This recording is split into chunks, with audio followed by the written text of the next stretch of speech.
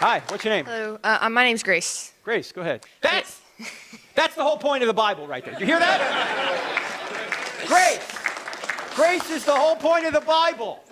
Go ahead, Grace. Okay, so I had a friend who left early, so she texted me her question. It says... Oh, asking for a friend. I know. Okay, Grace. Really, it really is. Okay, go ahead. It says, does God exist out of time, or did he create time and choose to be bound by it? Essentially, A theory or B theory?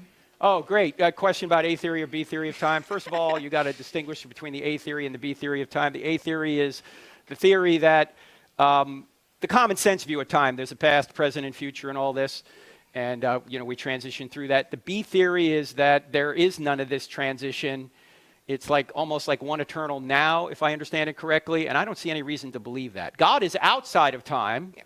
So when he looks down at the whole timeline, he knows the end from the beginning. That's how he can do predictive prophecy, and he knows what we're going to do. But no, I think that I don't have any reason to accept the B theory. I have no reason to. So I think the A theory makes sense. But God is outside of time. And that's why when he sees everything going on all at once, because he has knowledge, he is knowledge, we have knowledge, he knows the end from the beginning. Thank you. All right, great, thanks.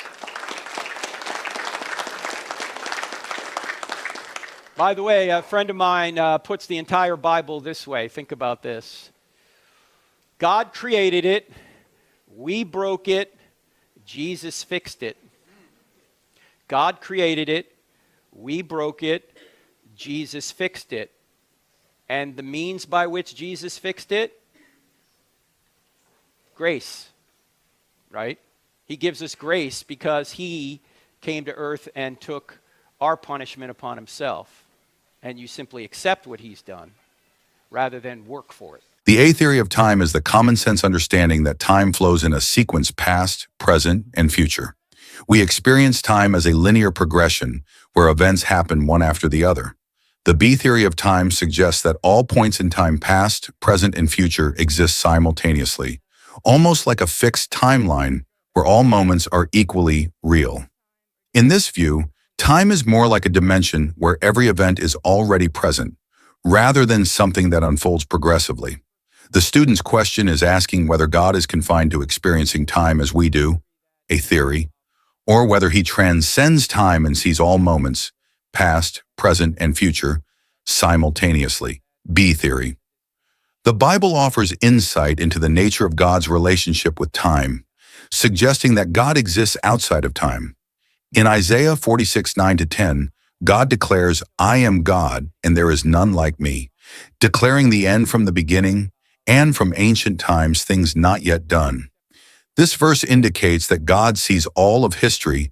He knows the end from the beginning, which aligns with the B theory of time.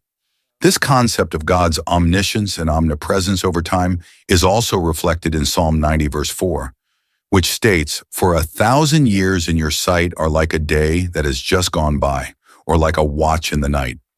This verse suggests that time does not constrain God in the same way it does humans. Yet the A theory of time is also relevant in how humans experience time in a sequential manner. The Bible shows God interacting with us in real-time events throughout history.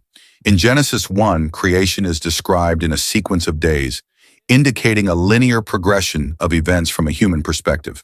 However, this doesn't mean God is bound by this timeline. It simply shows that he engages with his creation within time. The key takeaway is that God is not limited by time. Psalm 90 verse 2 says, "Before the mountains were born, or you brought forth the whole world, from everlasting to everlasting, you are God." This verse highlights God's eternal nature.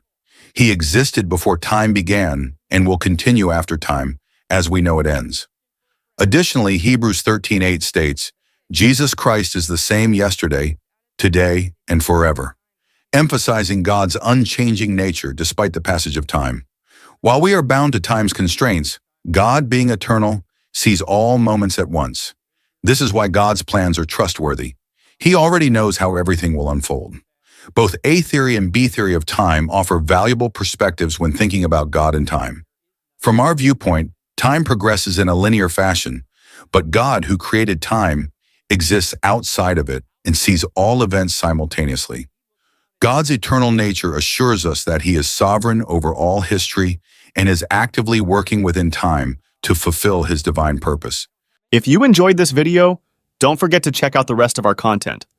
We have tons of videos that dive into similar debates and discussions about Christianity, morality, the Bible, and other tough questions about faith.